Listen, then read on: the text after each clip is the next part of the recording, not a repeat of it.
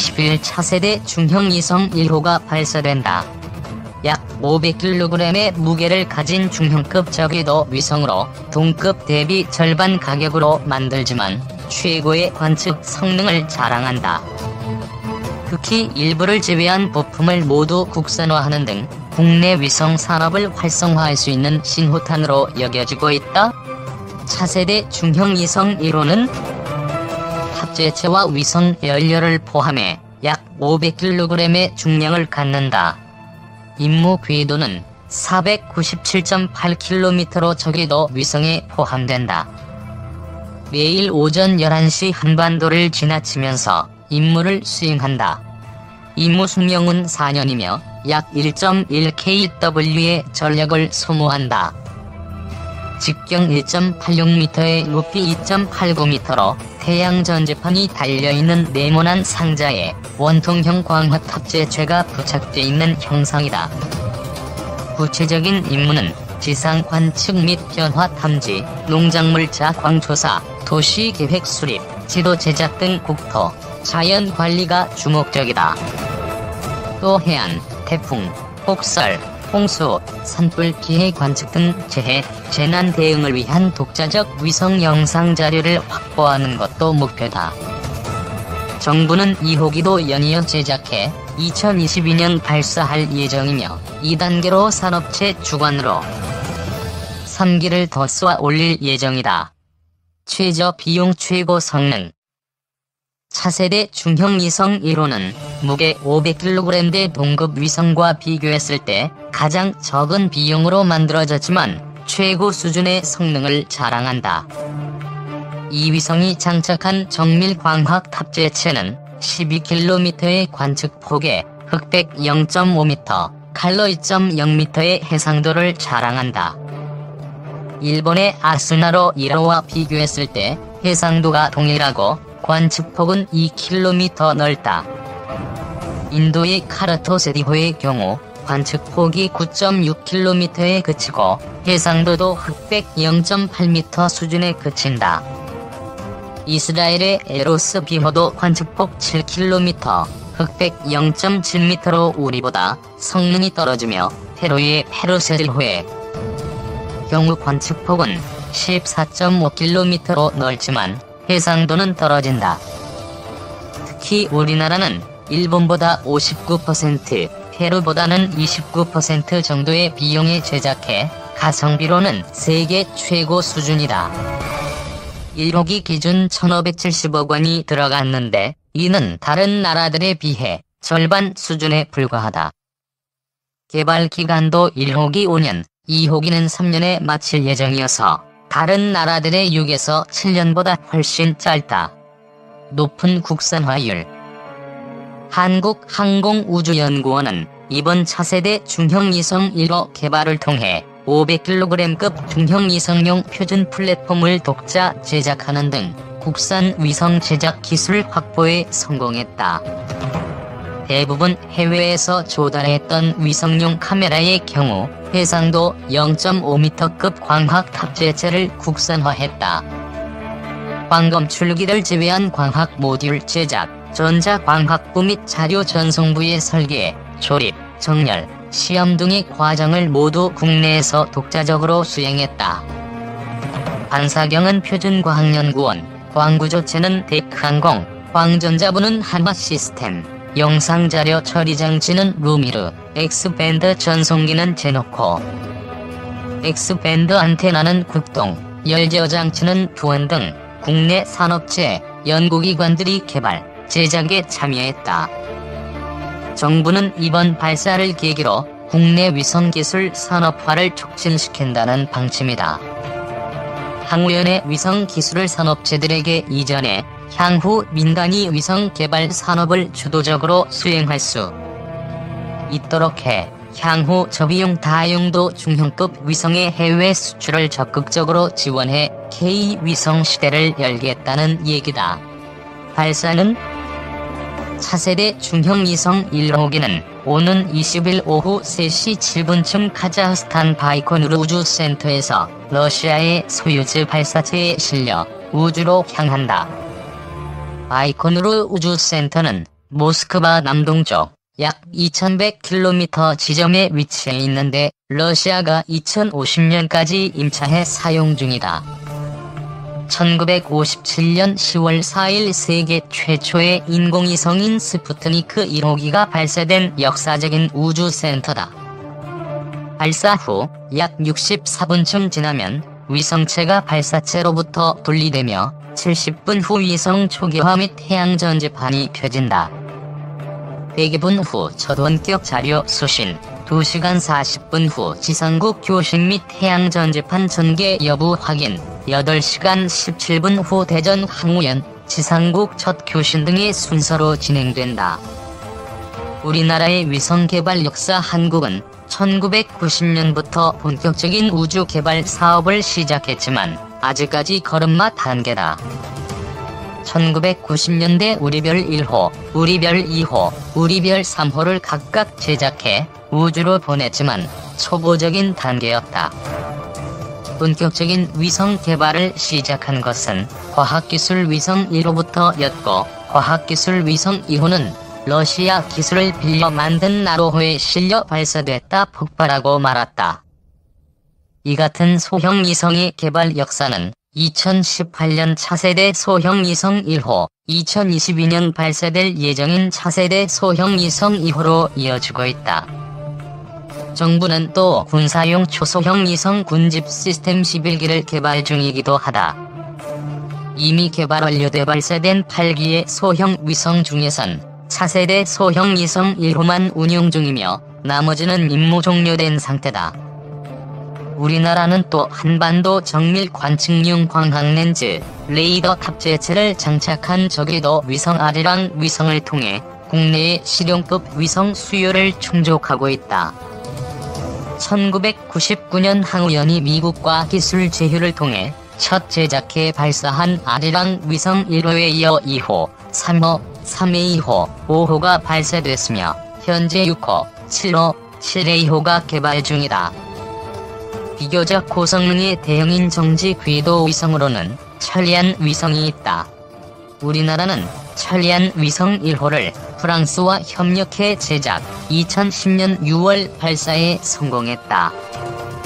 정지 궤도 상공에서 기상을 관측하는 기상 탑재체, 한반도 주변 해양 환경 및 해양 생태 감시를 위한 해양 탑재체, 광대역 위성 멀티미디어 시험 서비스를 위한 통신 탑재체가 탑재돼 복합 임무를 수행 중이다.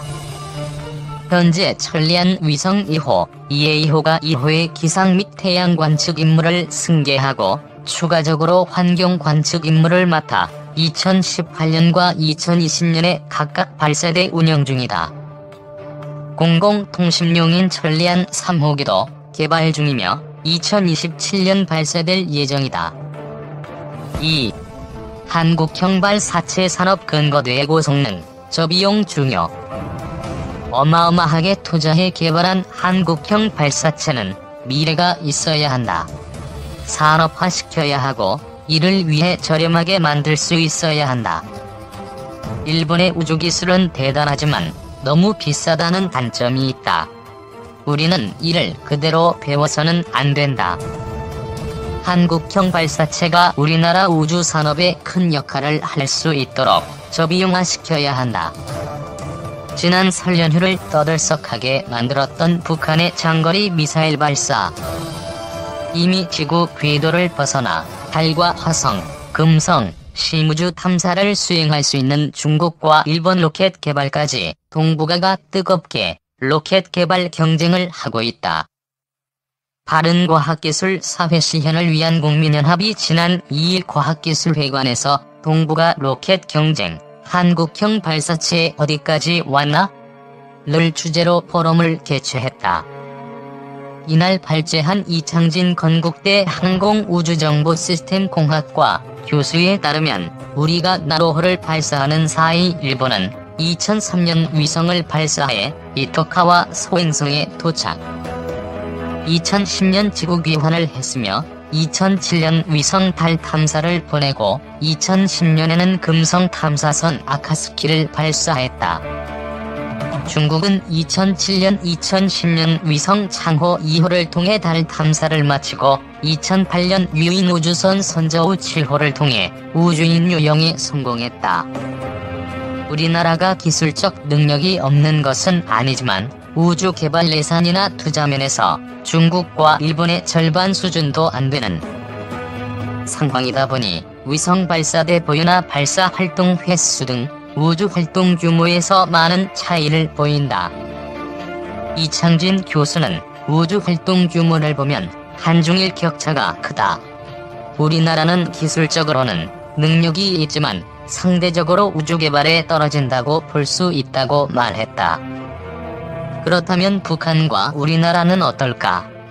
그는 먼저 기술적으로 북한이 가진 발사체는 미사일에 속한다는 증거가 많다고 분석했다.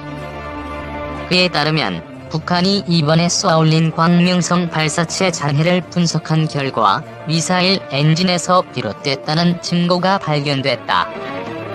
또 위성이라 쏘아올렸지만 이틀만 지구에 신호를 보내는데 그쳐 위성 활용보다는 이동식 미사일이나 잠수미사일 기술을 역설하기 위한 것으로 의심된다. 그러나 아무리 낙후된 기술이라도 우리나라가 가지지 못한 우주발사체 기술을 북한이 보유하고 있다는 것은 우리 사회에 큰 충격이었다. 우리나라는 2010년부터 한국형 우주발사체 사업을 진행 중으로 2020년 개발을 마무리할 예정이다.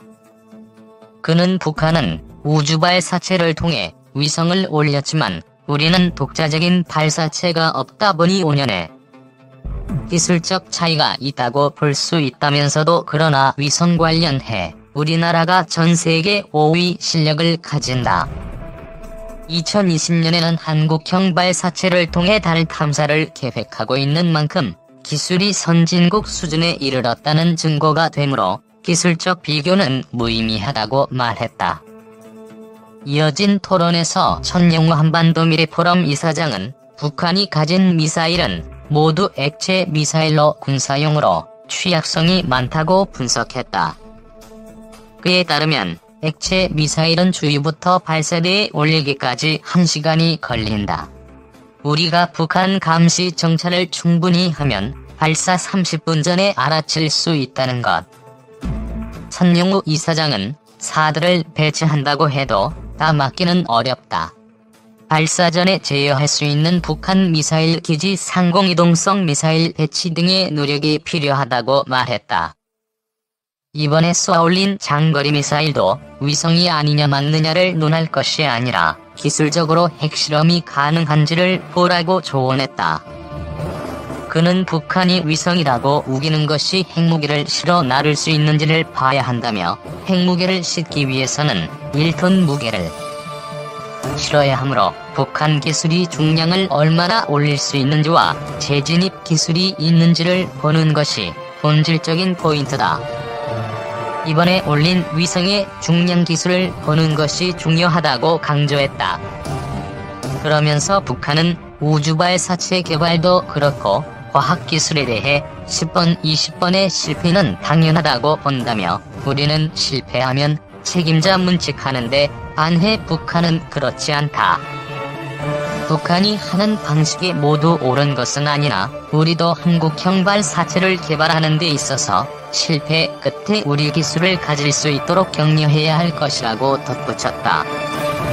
전 항우연 원장을 역임한 김승조 서울대 기계항공공학부 교수도 성공 실패에 매달리는 데서 벗어나야 할 것을 강조하며 한국형 발사체 개발의 핵심으로 접영을 강조했다. 그에 따르면 한국형 발사체 개발은 늦게 시작한 탓에 처음부터 조급했다. 발사체 예산 확보가 늦어져 연구 개발에 손을 댈 수 없던 때 북한이 대포동 미사일을 쏘자 정부가 부랴부랴 예산을 집행했다. 그러면서 내걸은 조건이 3에서 5년 안에 북한만큼 하라였다. 아무 기술도 없는 상황에 연구기간은 짧다 보니 항우연은 러시아 기술을 사오는 방법을 택했다. 비싼 값의 기술을 사오니 실패는 용납되지 않았다. 그 과정에서 김 교수는 나로호는 한국형 발사체로 가는 길 중 하나였는데 이 점을 모두 잊었다. 연구원, 언론, 국민 모두 나로호 성공 실패에만 목을 맸다고 말했다. 김 교수는 실패에 쏟아지는 비난, 성공에 쏟아지는 분장의 모습을 본 엔지니어들의 트라우마가 향후 한국형 발사체 개발에 걸림돌이 될 것을 우려했다. 실패에 쏟아지는 비난에 실패하지 않는 물건만 만들려고 할 것이라는 것. 그는 성공 실패가 확실히 가려지는 작업이 늦어질까 걱정이 된다면서 우리가 정말 제대로 된 로켓을 원한다면 실패를 용인하는 과정이 필요할 것이라고 말했다. 그러면서 김 교수는 한국형 발사체가 성공하면 박수가 쏟아져 나올 것이다. 그런데 그 다음은 어떻게 할 것인가라며 산업화를 고민해야 한다고 강조했다. 김 교수는 한국형 발사체를 개발을 위해 나라우주센터부터 나로호까지 총 3조 5천억 원이 들었다. 투자한 만큼 산업의 근거가 될 수 있도록 하는 것이 중요하다. 앞으로는 고성능을 가지면서도 저렴하게 만드는 방향으로 가야 한다고 강조했다. 김경민 한양대 정치외교학과 교수는 일본의 우주 개발을 분석하며 얼마 전 일본이 소업성 탐사선을 노트북 2대로 컨트롤했다.